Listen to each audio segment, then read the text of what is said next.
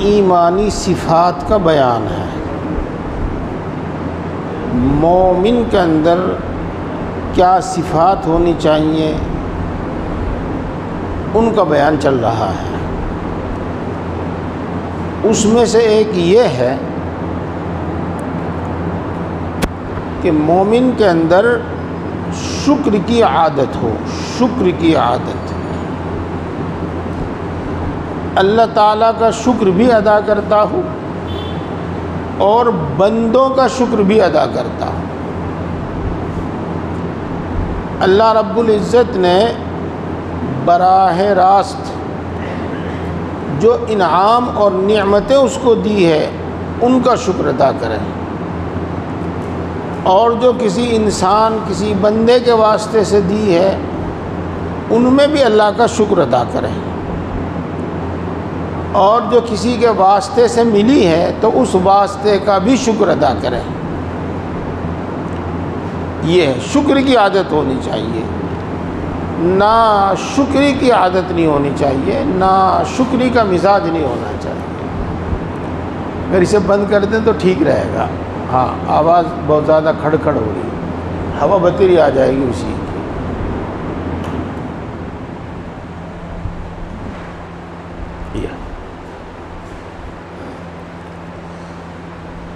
کچھ عادتیں ہیں جو انسان کے اندر اکثر و بیشتر خود بخود ہوتی ہیں، ان کو کہیں سے سیکھنے کی ضرورت نہیں، خود بخود ہوتی ہیں۔ ان عادتوں میں سے ایک عادت ہے انسان کی کہ یہ انعام اور نعمتوں کو تو بھول جاتا ہے اور تکلیف کو یاد رکھتا ہے، تکلیف کو یاد رکھتا ہے۔ اگر کسی شخص نے یا اللہ تبارک و تعالیٰ نے ہی جو نعمت، انعام، احسان اس پر کیا ہے ان نعمتوں کو استعمال کرتا ہے لیکن دینے والے کو بھول جاتا ہے، ذکر تک بھی نہیں کرتا یہ، اور جو تکلیف اس کو پہنچتی ہے تو اس تکلیف کو یاد رکھتا ہے اور تکلیف پہنچانے والے کو بھی یاد رکھتا ہے، اور تکلیف پہنچانے والے کی طرف سے دل کے اندر ایک برائی جس کو ہم کہتے ہیں تکدر، اور برائی دل کے اندر خود بخود آتی ہے۔ ان الانسان لربہ لکنود، اس کا ترجمہ یہی ہے کہ یقیناً انسان اپنے رب کا ناشکرا ہے۔ اس کی ایک مثال دیتا ہوں میں آپ کو۔ مثلاً پورے مہینے آرام سے سوتا ہے، وہ رات بھر آرام سے سوتا ہے، لیکن کبھی یہ ذکر نہیں کرتا، کبھی یہ زبان پر نہیں لاتا کہ الحمدللہ رات بھر نیند اچھی آتی ہے، اور ایک دن کسی دکھ، کسی تکلیف، کسی رنج غم کی وجہ سے یا کسی بھی وجہ سے نیند نہ آئے تو دن میں اس کا 10 مرتبہ ذکر کرتا ہے، یار رات تو نیند ہی نہیں آئی، رات تو نیند ہی نہیں آئی۔ یہ ہے، اس کی عادت یہی ہے، اور قریب قریب تمام معاملوں میں ایسا ہی ہے، تمام معاملوں میں ایسا ہی ہے، روزانہ پیٹ بھر کر کھاتا ہے۔ ٹھیک ہے، ہم یہ نہیں کہتے دعا پڑھ لیتا ہوگا وہ، لیکن ایک آدھ دن کمی رہ جاوے، ارے یار آج تو روٹی نہیں کھائی، ارے یار آج تو ناشتہ ہی نہیں کیا، یہ حالت ہے اکثر و بیشتر اس کی۔ تو یہ نہیں ہونا چاہیے، یہ نہیں ہونا چاہیے، بلکہ یہاں پر تو یعنی جو کوئی تکلیف پہنچے خاموشی اختیار کرنی چاہیے، اور یہ سوچنا چاہیے کہ یہ بھی میرے حق میں بہتر ہے، اور یقیناً یہ اس کے حق میں بہتر ہے۔ اس کی مثال میں آپ کو یہ دیتا ہوں، بغیر پیاس کے بھی پانی شربت وغیرہ پیا جاتا ہے، لیکن جو مزہ پیاس کے بعد شربت پینے کا ہے، جو مزہ پیاس کے بعد پانی پینے کا ہے، وہ نہیں۔ اسی طرح سمجھ لیجئے گا آپ، خاص طور سے اچھی چیز آپ جس وقت بھی کھاویں آپ کو مزہ آئے گا، لیکن بھوک میں اگر کھاویں تو بہت ہی مزہ آئے گا۔ اس لیے سمجھو کہ نعمتوں کا مزہ بھی تکلیف کے بعد ہے۔ اگر آدمی کو نعمتیں ملتی رہیں، آرام ملتا رہے، تو اس کو ان نعمتوں میں، اس آرام میں مزہ نہیں رہتا۔ اور تکلیف کے بعد، زحمت کے بعد راحت ملے اور تکلیف کے بعد سکون ملے تو اس میں بڑا مزہ ہے۔ اس لیے وہ تکلیف بھی اور وہ زحمت بھی ایک نعمت ہے۔ اللہ رب العزت انبیاء کرام علیہ السلام کو بذریعہ وحی اپنا علم تو عطا فرماتا ہی ہے، لیکن ان کو کامل درجے کی عقل بھی عطا فرماتا ہے، بہت بڑی عقل، بہت کامل درجے کی عقل بھی عطا فرماتا ہے۔ یہ ہے، اسی واسطے رسول اللہ صلی اللہ علیہ وسلم نے ایک موقع پر فرمایا تھا، اے اللہ میں تو یہ چاہتا ہوں ایک وقت مجھے کھانے کو ملے، پیٹ بھر روٹی ملے تو میں تیرا شکر ادا کروں، اور ایک وقت مجھے نہ ملے تو میں صبر کروں۔ ہاں، بہرحال میں عرض کر رہا ہوں کہ تکلیف پر تو خاموشی اختیار کرے، صبر کرے، اور دل سے یہ یقین رکھے کہ یہ بھی میرے حق میں بہتر ہے، اور واقعی وہ بہتر ہے۔ اور اللہ تبارک و تعالیٰ کی نعمتوں کا ذکر کرے، کیونکہ ذکر کرنا بھی ایک طرح شکر میں داخل ہے، ذکر کرنا بھی شکر میں داخل ہے، اور ان نعمتوں کو اللہ تبارک و تعالیٰ کی طرف سے سمجھے۔ اگرچہ انسان کی محنت کا بھی دخل ہوتا ہے، اور محنت بھی کرتا ہے انسان، اور کرنی چاہیے، اور انسان کی عقل، سمجھ، تدبیر کا بھی اس میں دخل ہوتا ہے، اور صحیح سمجھ، صحیح تدبیر سے بھی کام کرنا چاہیے، لیکن اللہ کے فیصلوں کے سامنے ہماری تدبیر کا کچھ نہیں اٹھتا، اور اللہ کے فیصلوں کے سامنے ہماری محنتوں کا کچھ نہیں اٹھتا۔ اس لیے نعمت کی نسبت اللہ کی طرف کرنی چاہیے کہ اللہ کی طرف سے ہے۔ یہ ہے تو اللہ نعمتوں کا ذکر کرے، نعمتوں کو اللہ تبارک تعالیٰ کی طرف سے سمجھے، ہاں، بلا استحقاق سمجھے، اس کا نام شکر ہے، اس کی عادت ہونی چاہیے۔ دیکھو، کپڑا پہننے کی دعا ہے، اور کھانے کے بعد بھی اس طرح کی دعا آئی ہے، کیا ہے؟ الحمدللہ الذی کسانی ھذا الثوب ورزقنیہ بغیر حول منی ولا قوت۔ تمام تعریفات کا مستحق اللہ ہے، جس نے مجھے ایک کپڑا پہنایا میری طاقت کے بغیر، یعنی میں اپنی طاقت سے یہ کپڑا حاصل نہیں کر سکتا تھا۔ یہ ہے، اسی طریقے سے کھانے کی دعاؤں میں بھی اسی طرح کی ایک دعا آئی ہے۔ بہرحال ناشکری کا مزاج نہیں ہونا چاہیے، بلکہ شکر گزاری کا مزاج ہونا چاہیے۔ مومن کی یہ صفت ہے، ایمانی صفت ہے یہ۔ اور جیسے کہ میں نے بتایا، اللہ تعالیٰ کی نعمتوں کا بھی شکر ادا کریں جو بغیر واسطہ اس کو پہنچی ہیں، اور جو بواسطہ پہنچی ہیں ان کا بھی شکر ادا کریں، اور واسطے کا بھی شکر ادا کریں۔ یہ ہے وہ شکر۔ امید ہے کہ بہت کچھ سمجھ میں آیا ہوگا، اور انشاءاللہ آگے بات آپ ہوگی۔ شکر ہی مقصود ہے، خوف، توبہ، زہد، صبر مقصود کا وسیلہ اور ذریعہ ہے۔ اللہ اکبر، کتنی بڑی بات ہے۔ سمجھیے، دوبارہ پڑھتا ہوں میں اس کو، پھر میں سمجھاؤں گا انشاءاللہ۔ شکر ہی مقصود بھی ذات ہے، اپنی ذات میں شکر ہی مقصود ہے۔ خوف، توبہ، زہد، صبر، یہ مقصود کا وسیلہ اور ذریعہ ہے۔ دیکھو، خوف اپنی ذات میں مقصود نہیں، بلکہ خوف اس لیے مقصود ہے تاکہ اللہ کی نافرمانی نہ ہو سکے۔ یہ ایک شخص ہانپتا ہے، کانپتا ہے، روتا ہے، ڈرتا ہے، لیکن اللہ کی نافرمانی نہیں چھوڑتا، گناہ برابر کر رہا ہے، ہاں، تو اسے یوں کہیں گے خوف حاصل ہی نہیں ہے، اللہ کا ڈر اور خوف ہے ہی نہیں اس کو۔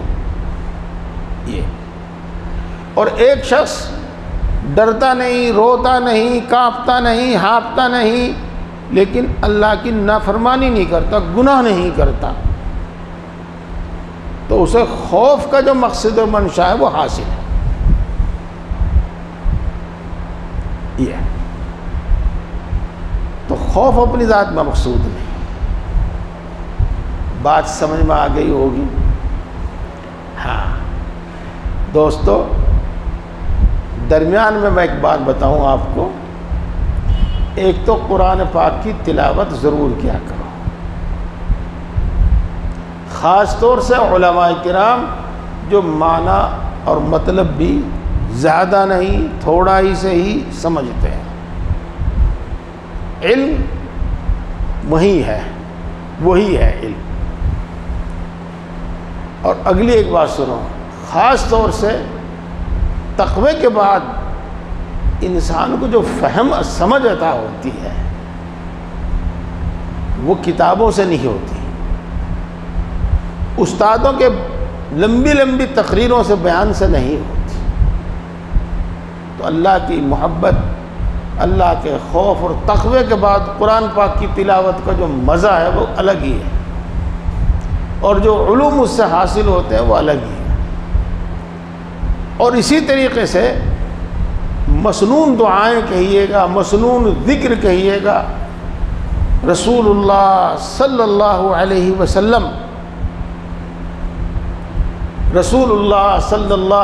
وسلم جو دعائیں وقت وقت میں پڑھا کرتے تھے، اور جو ذکر وقت وقت میں کیا کرتے تھے، کبھی یہ کبھی وقت، وہ بھی پڑھیے گا، اس لیے کہ اس کے اندر رسول اللہ صلی اللہ علیہ وسلم کے علم اور معرفت کو بڑا دخل ہے، اور وہ علم و معرفت جو نبی کو ہی حاصل ہوتا ہے، نبی کے علاوہ کو وہ درجہ نہیں حاصل ہوتا۔ مسنون دعا ہے، مسنون دعا ہے۔ دیکھو یہ دعا میں نے جو ابھی آپ کے سامنے پڑھی تھی، الحمدللہ الذی کسانی ھذا الثوب ورزقنیہ بغیر حول منی ولا قوت، یہ دعا ہے، یہ علم اور معرفت کی بڑی دلیل ہے، بلکہ نبوت کی دلیل ہے، نبی ہونے کی دلیل ہے۔ یہ بات نبی کے ذہن میں ہی آ سکتی ہے۔ بہرحال میں عرض کر رہا تھا کہ قرآن پاک اور مسنون دعائیں پڑھا کرو۔ اللہ کے رسول صلی اللہ علیہ وسلم دعا مانگتے ہیں اللہ کی محبت کی، اللہم اجعل حبک احب الی من نفسی و اہلی و مالی و من الماء البارد۔ اے اللہ، آپ اپنی محبت میرے دل میں پیدا فرما دیں،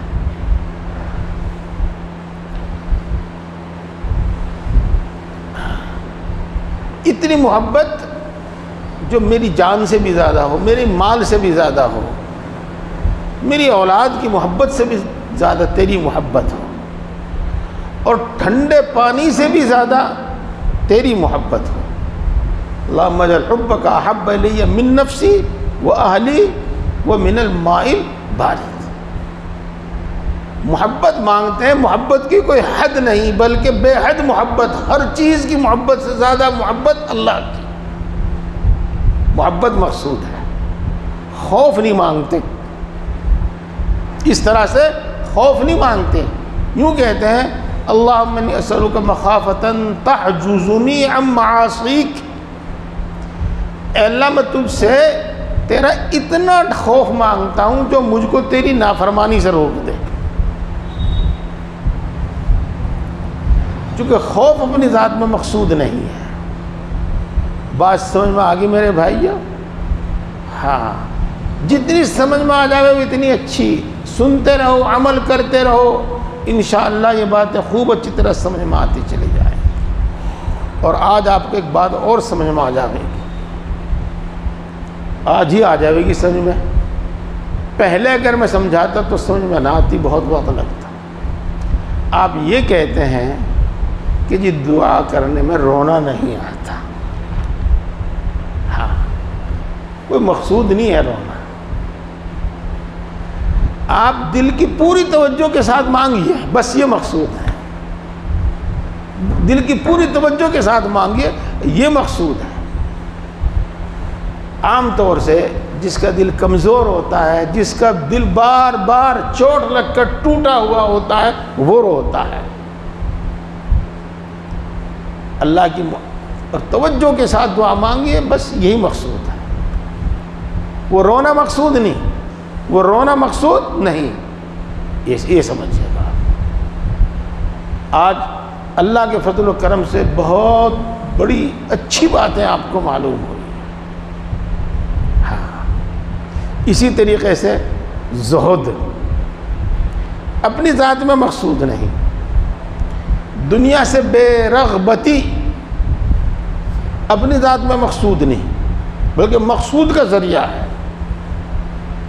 اگر اللہ کی نعمتیں ہوں اور ان کو آدمی استعمال کرے اپنی ذات کے لیے، جن کے اس پر حقوق ہیں ان کے لیے، حق کے غلبے کے لیے، دین کے غلبے اور اشاعت کے لیے، تو ایسے شخص کو اگر ساری دنیا کی حکومت مل جاوے تو بڑی اچھی بات ہے۔ تنگ دستی زہد مقصود نہیں، فقر اور زہد مقصود نہیں، ہاں، یہ مقصود اس لیے ہے اکثر و بیشتر کہ دنیا کی نعمتیں، دنیا کا ساز و سامان عموماً اللہ سے غفلت کا سبب بن جاتا ہے، آخرت سے غفلت کا سبب بن جاتا ہے۔ یہ ان باتوں کو امید ہے آپ سمجھ رہے ہوں گے۔ صبر اپنی ذات میں مقصود نہیں بلکہ وہی جو میں عرض کر رہا ہوں، صبر ہوتا ہے گویا کہ نعمتوں سے محرومی پر، اور شکر ہوتا ہے نعمتوں کے موجود ہونے پر۔ ہاں، تو اگر اللہ تبارک و تعالیٰ کی نعمتیں نہیں ملی ہیں اور تکلیفیں، مسائب، مشکلات نے گھیر لیا ہے، تو صبر تو اس بنا پر ہے تاکہ وہ ان سے گھبرا کر اللہ تعالیٰ ہی کا انکار نہ کر بیٹھے، اللہ تعالیٰ کا شکوہ شکایت نہ کرنے لگے، اللہ کی عبادت سے محروم و دور نہ ہو جاوے۔ صبر کی تلقین تو اس لیے ہے، صبر اپنی ذات میں مقصود نہیں، شکر مقصود ہے، شکر مقصود ہے۔ یہ فرق ہے، سمجھ میں آ گیا ہوگا۔ یہ الفاظ میں پھر دوبارہ پڑھتا ہوں۔ شکر ہی مقصود بھی ذات ہے، خوف، توبہ، زہد، صبر وسیلہ، مقصود کا وسیلہ ہے۔ ہاں، بات ایک اور سنو، ابھی ایک بات سنو، بہت اچھی طرح سمجھ میں آ جائے گی۔ رسول اللہ صلی اللہ علیہ وسلم کے ہاں مہینوں مہینوں چولہا نہیں چڑھتا تھا۔ یہ رسول اللہ صلی اللہ علیہ وسلم جو کی روٹی کھاتے تھے، گیہوں کی روٹی بہت ہی کم کھائی، ہم بھی جوں کی روٹی کھانے لگے اور ہم بھی بھوکے رہے مہینوں مہینوں، ہمارا بھی چولہا نہ چڑھے، یہ مقصود نہیں ہے۔ تو حالات کچھ ایسے تھے، اللہ کے رسول صلی اللہ علیہ وسلم نے ان حالات پر صبر کیا۔ تو اگر ایسے حالات پیش آ جائیں تو صبر کرے آدمی، نہیں تو 2 وقت 3 وقت اللہ کی نعمت ملے اور کھاؤ، شکر ادا کرو۔ یوں نہ کہو کہ رسول اللہ صلی اللہ علیہ وسلم تو مہینوں مہینوں کھانا نہیں کھاتے تھے، کھجور اور پانی پہ گزر کرتے تھے، ہم کیوں کھاویں روٹی 2 وقت 3 وقت؟ ہاں، یہ سمجھنے کی چیز ہے۔ فقر مقصود نہیں، تنگ دستی مقصود نہیں، اس کے فضائل تو اس لیے ہیں تاکہ اس تنگ دستی کے باوجود دین پر قائم رہے۔ اللہ اکبر، اللہ اکبر۔ ایک پیارا سا قصہ سناتا ہوں پہلے صبر کے بارے میں اور شکر کے بارے میں، شکر کے بارے میں۔ چلو میں درمیان میں ایک بات یاد آ گئی، وہ میں بتا دوں، کبھی پھر یاد نہ رہے۔ ہم میں سے بہت سے لوگ بزرگوں پر اعتراض کرتے ہیں، عجیب مالداروں کو دیکھ کے تو بڑے خوش ہو جائیں، اور عام آدمی جو آتے ہیں نا ان کی طرف دھیان بھی نہیں دیتے۔ انہوں نے تو بہت بڑھیا کمرے میں سلا ہے، بہت بڑھیا کھانا کھلاؤں ہیں،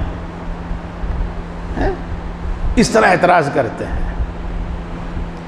تو اس جواب سے پہلے میں ایک قصہ سناؤں آپ کو، دوسرا اور بات سمجھ میں آئے گی اس سے خوب، کہ ابراہیم ابن ادھم رحمہ اللہ بادشاہ چھوڑ کر جنگل میں گئے اور اللہ کی عبادت میں مصروف ہو گئے، سب کچھ چھوڑ کر۔ تو دونوں وقت کھانا آتا تھا غیب سے، اور ایسا کھانا آتا تھا کہ اس کی خوشبو سے جنگل مہک جاتا تھا۔ جی، ایک اور شخص برسوں سے وہیں پر اللہ کی عبادت میں مشغول تھا، غیب سے اس کے لیے بھی دونوں وقت کھانا آتا تھا، لیکن عام سا وہی عام سا کھانا جسے ہم کہہ دیتے ہیں دال روٹی۔ ہاں، تو جب اس نے دیکھا کہ کچھ دنوں سے کسی کے لیے کھانا آ رہا ہے، اور ایسا کھانا جس کی خوشبو سے جنگل مہک جاتا ہے، تو وہ اپنی غار سے باہر نکلا اور دیکھا کہ ایک نیا فقیر آیا ہے، عبادت میں مشغول ہوا ہے، اس کے واسطے کھانا آ رہا ہے خوشبودار۔ آ کے رنجیدہ ہو کر بیٹھا اور اللہ سے کہا، اے اللہ، ہم تو تیری عبادت اتنے برسوں سے کر رہے ہیں، ہمارے لیے تو وہی دال روٹی، اور یہ ایک نیا شخص آیا ہے ابھی کچھ دنوں سے، اس کے واسطے یوں مرغ اور متنجن۔ اللہ نے فرمایا، جواب آیا کہ یوں دیکھ، تو کیا تھا اور وہ کیا تھا؟ تو جنگل سے گھاس کھودتا تھا، گھاس کاٹتا تھا اور بیچتا تھا، جب تجھے 2 وقت کی روٹی میسر رہتی تھی۔ اب کچھ بغیر کیے دھرے، کچھ کیے دھرے بغیر تجھے 2 وقت کی دال روٹی مل رہی ہے۔ وہ بادشاہ تھا، جو چاہتا کرتا، لیکن وہ سب کچھ چھوڑ کر میرے لیے عبادت کے لیے فارغ ہو گیا ہے۔ اگر تجھے دال روٹی منظور ہے تو ٹھیک، نہیں تو فلاں جگہ پر تیری چادر رکھی ہوئی ہے اور وہاں تیرا کھرپا رکھا ہوا ہے، اپنی چادر اور کھرپا اٹھا اور جو کام پہلے کیا کرتا تھا وہ کر، اور کھا جو تجھے میسر ہو وہ کھا۔ اللہ تبارک و تعالیٰ کے یہاں بھی مراتب کا فرق رکھا جاتا ہے۔ رسول اللہ صلی اللہ علیہ وسلم کے یہاں بھی، بلکہ آپ کی تعلیم ہے، فرق رکھا جاتا ہے، مرتبوں کا فرق رکھا جاتا ہے، یہ تو ہے ہی۔ اس کے ساتھ ایک بات سمجھو،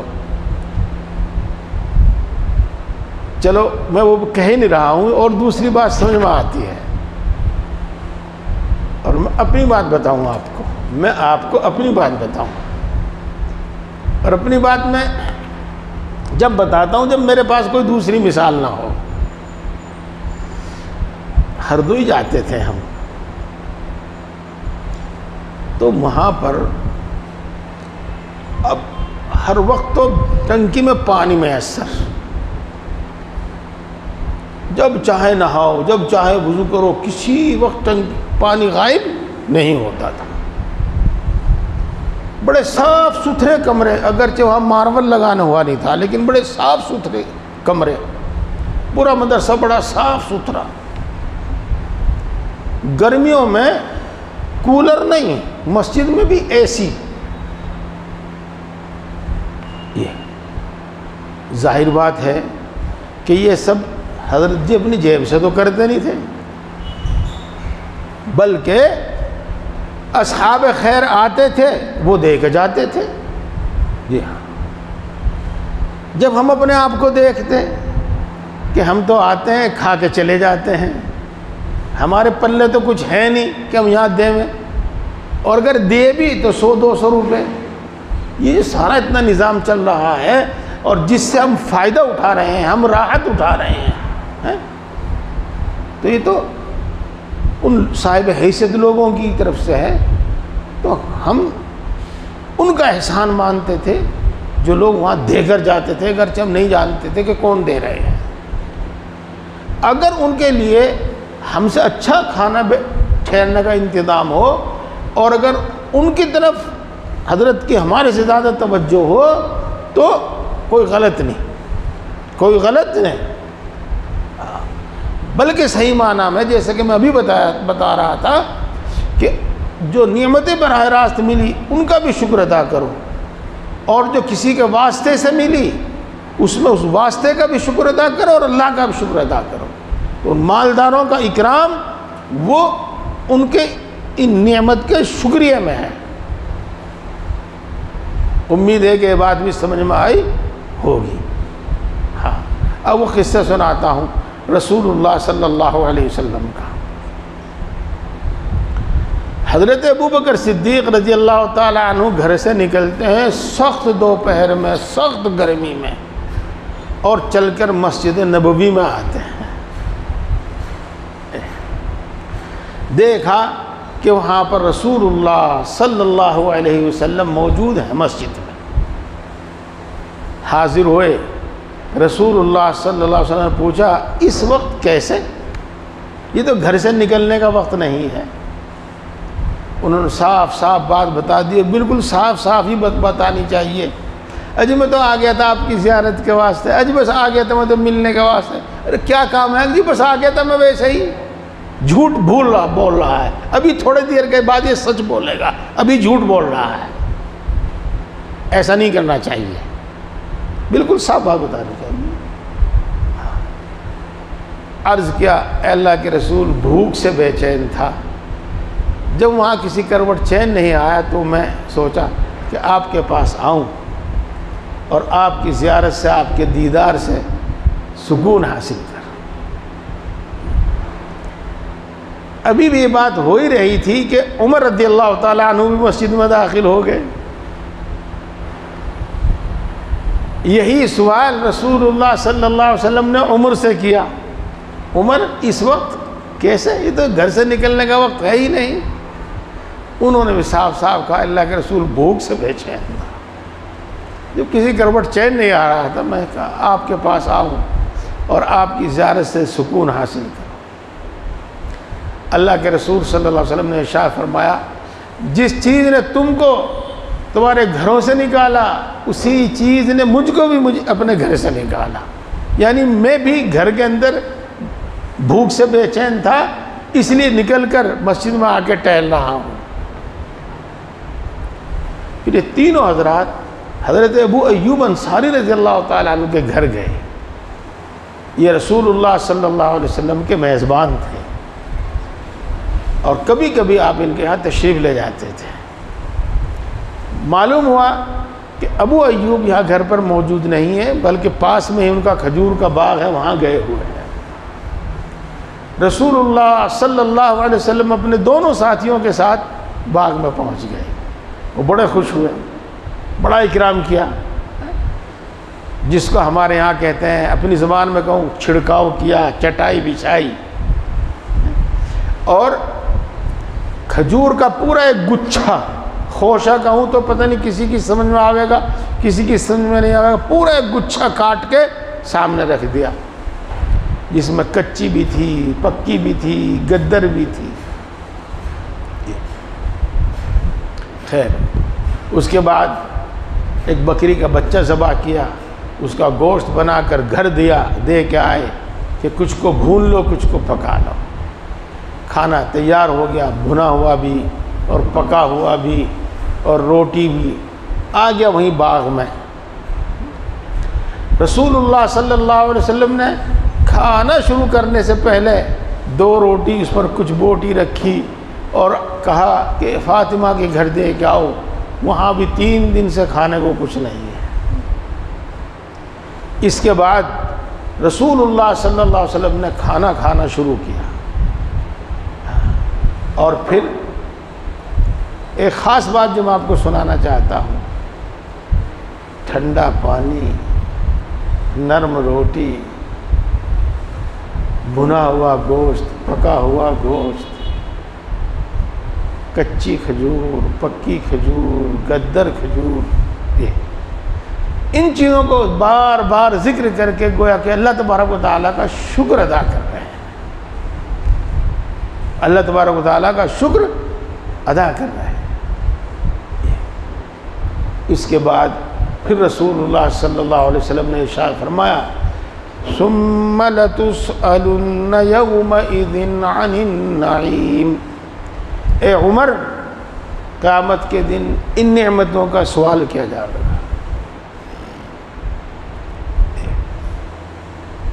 بہرحال پیارے بھائیوں، شکر بڑی عبادت ہے۔ الطاعم الشاکر، آگے یاد نہیں رہا، کالصائم الصابر، الطاعم الشاکر کالصائم الصابر۔ ایک شخص ہے جو نفل روزے رکھتا ہے اور ظاہر بات ہے کہ بھوک پیاس پر صبر کرتا ہے، اور ایک شخص ہے جو کھاتا ہے اور اللہ کی نعمتوں کا شکر ادا کرتا ہے۔ تو کھا کر شکر ادا کرنے والا روزہ رکھنے والے اور صبر کرنے والے کے برابر ہے۔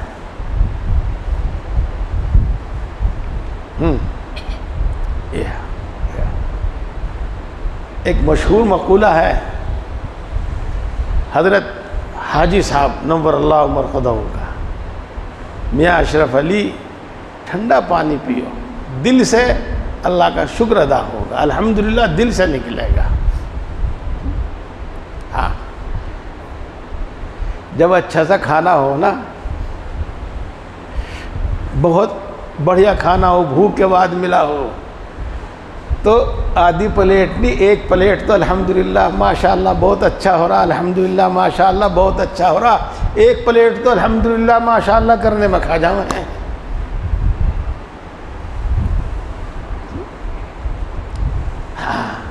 تو بہرحال شکر مقصود ہے، بہت بڑا علم ہے، یہ بہت بڑا علم ہے، یاد رکھیے۔ اللہ سے اللہ کی تمام نعمتیں مانگو، ہر نعمت مانگو، ہاں ہر نعمت مانگو، لیکن شکر کی توفیق مانگو، شکر کرو، اور ان چیزوں سے جو بھی وہ ہیں اللہ کی اطاعت عبادت میں قوت و طاقت حاصل کرو، قوت حاصل کرو، حق پر ثابت قدم رہنے میں مدد لو، حق کو دوسروں تک پہنچانے میں مدد لو۔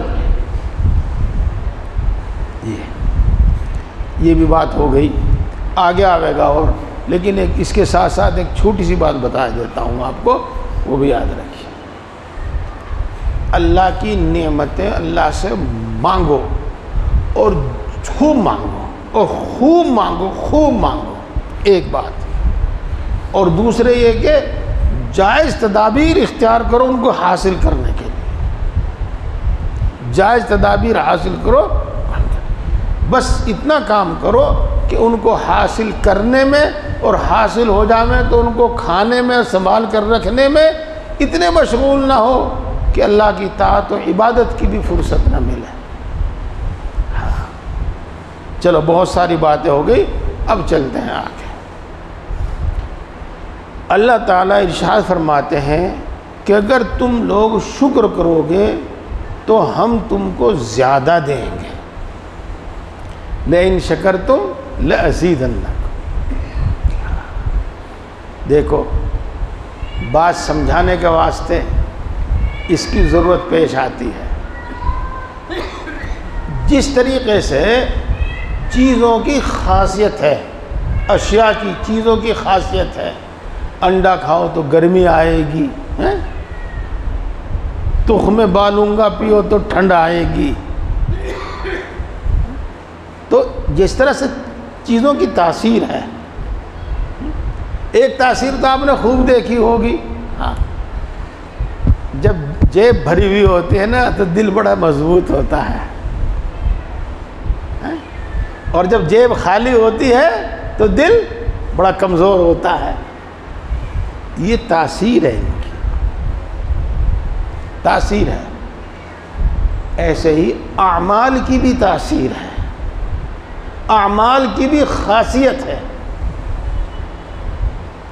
جی ہاں، شکر کی خاصیت ہے نعمتوں میں زیادتی۔ جب تک آدمی اور اس کی آنے والی نسلیں اللہ کی نعمت پر، دولت پر، عہدے پر، وجاہت پر، نیک نامی پر، جو بھی نعمتیں ہیں ان پر اللہ کا شکر ادا کرتے رہیں گی، بادشاہت پر اللہ کا شکر ادا کرتی رہیں گی، کبھی یہ نعمتیں ختم نہیں ہوں گی، کبھی یہ نعمتیں ختم نہیں ہوں، بلکہ بڑھتی رہیں گی۔ جب ان کی ناقدری اور ناشکری شروع ہوگی تو پھر ان کا زوال شروع ہو جائے گا، نعمتوں کا زوال شروع ہو جائے گا، نعمتوں کا زوال شروع ہو جائے گا، اور عبرتناک انجام ہو سکتا ہے، عبرتناک انجام ہو سکتا ہے۔ جی ہاں،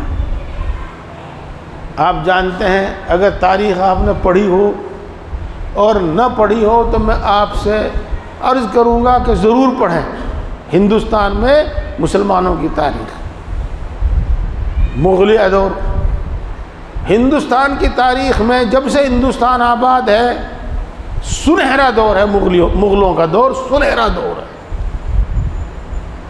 جی ہاں، سنہرا دور ہے، لیکن مغلوں کے شہزادے اپنے باپ دادا کی راجدھانی دارالحکومت دلی میں بھیک بھی مانگ رہے تھے،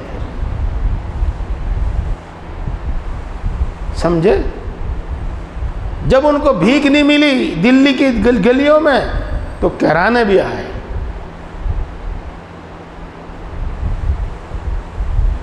یہ عبرت کا مقام ہے۔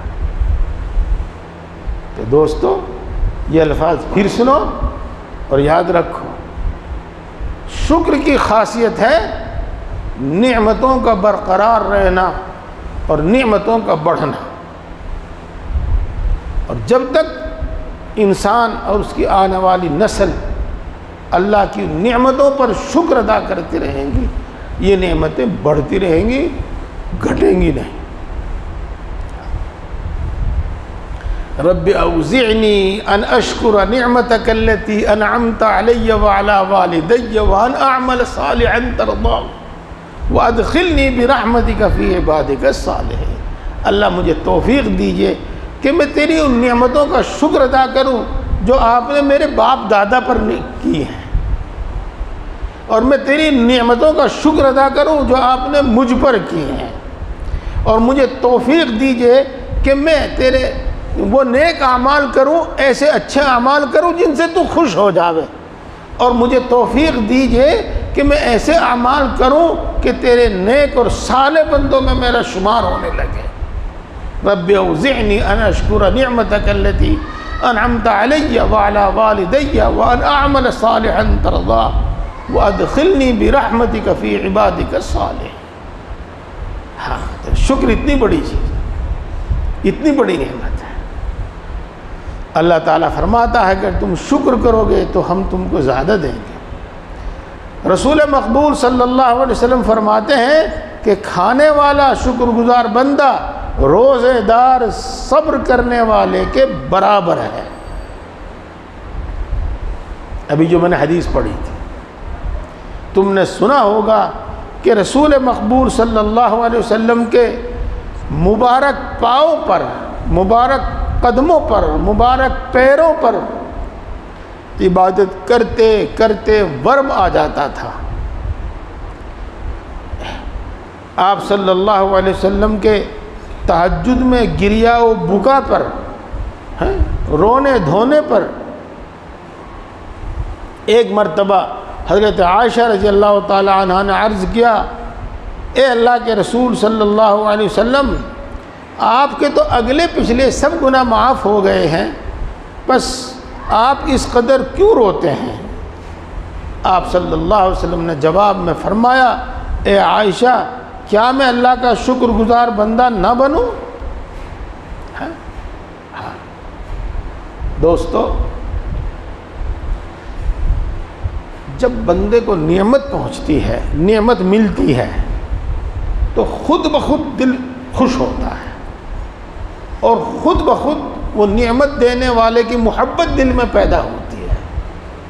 نعمت دینے والے کی محبت خود بخود پیدا ہوتی ہے، اور اس انعام اور احسان کے احساس سے انسان جھک جاتا ہے، اور یہ کیفیت ہونی چاہیے۔ شکر گزاری اسی کا نام ہے۔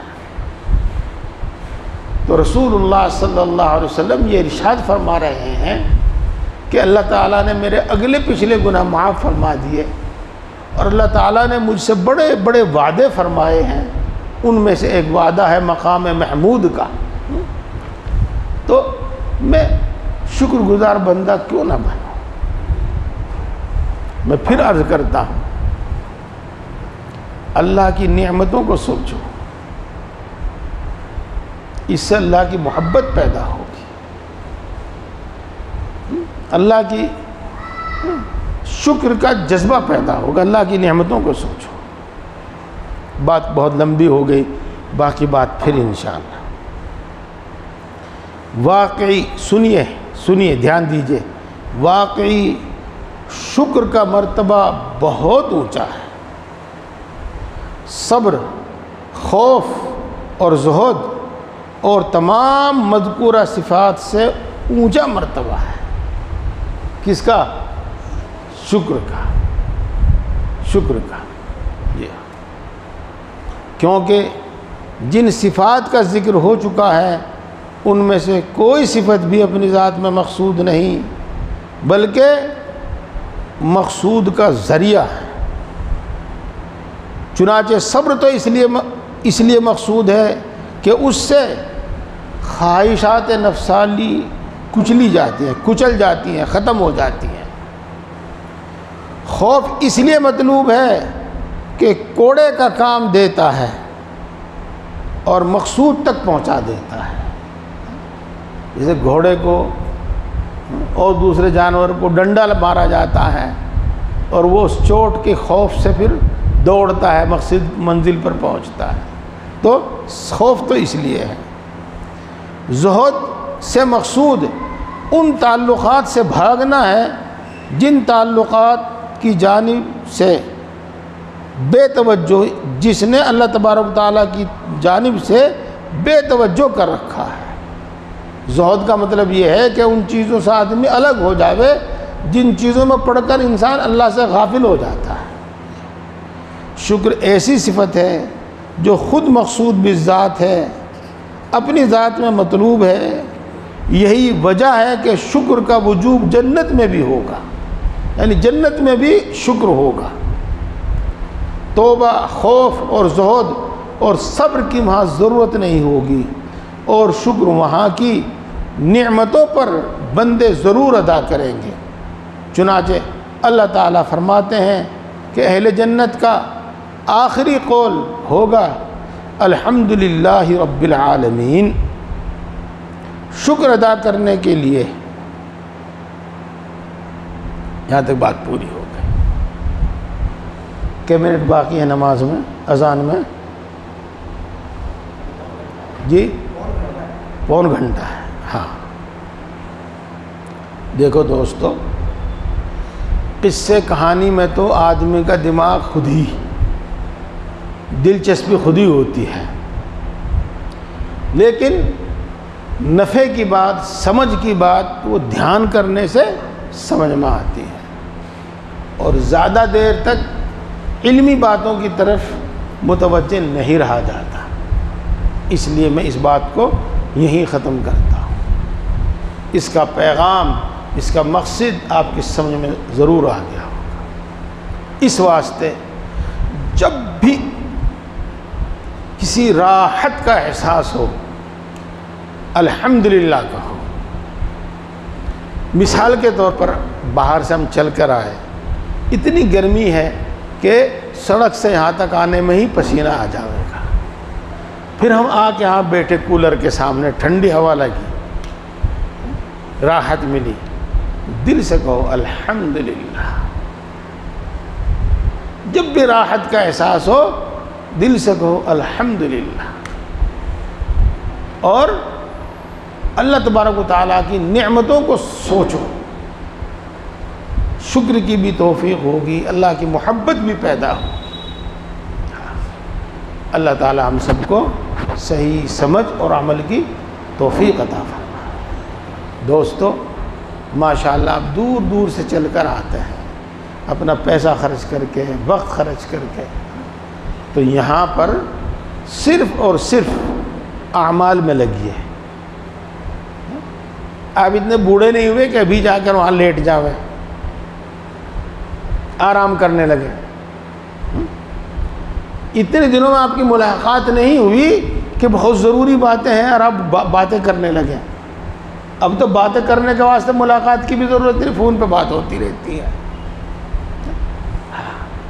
اچھا، آپ ماشاءاللہ شہروں میں ہی رہتے ہیں، کوئی نئی چیز نہیں ہے یہاں سے جس کو آپ دیکھنے کے لیے مسجد سے باہر نکلیں، لہذا جن کا وضو ہے تو وہ اگلی صف میں بیٹھ جائے، نمبر 2 بعد میں بیٹھے، تیسری صف میں بعد میں بیٹھے، میں پہلی صف میں بیٹھ جاؤں۔ جن کو وضو کی، استنجے کی ضرورت ہے وہ وضو استنجے وغیرہ سے فارغ ہو کر آ جائیں، اگلی صف میں بیٹھیں، اور ابھی آدھ پون گھنٹے جو بھی کچھ ہے اس میں اللہ کا ذکر کریں۔ میں تو پڑھتا رہوں گا، میں بولتا رہوں گا، لیکن توجہ سے جب سنا جاتا ہے تب فائدہ ہوتا ہے، اور زیادہ دیر توجہ سے بات نہیں سنی جاتی، اس لیے میں نے بات ختم کر دی۔ اپنی اصلاح کی فکر کرو، وہ فکر لینے کے واسطے آپ یہاں آتے ہیں۔ دوستو ہم میں سے کوئی اس ملک کا پردھان منتری بن جائے، یہ اس کے کام نہیں آئے گا۔ دنیا کا سب سے بڑا دولت مند بن جائے، یہ دولت اس کے لیے کام نہیں آئے، اور وہ تو الگ چیز ہے، کوئی شیخ الحدیث بن جاوے، کوئی مفتی بن جاوے، شیخ بن جاوے، یہ چیز اس کے کام نہیں آئے گی۔ یہ یاد، اس کے کام ایمان اور اعمال صالحہ، ایمان اور تقوی، دوسری اور سب چیزیں اس لیے تاکہ آدمی زندگی برقرار رہے، اور زندگی اس لیے ہے تاکہ اللہ کی عبادت ہو۔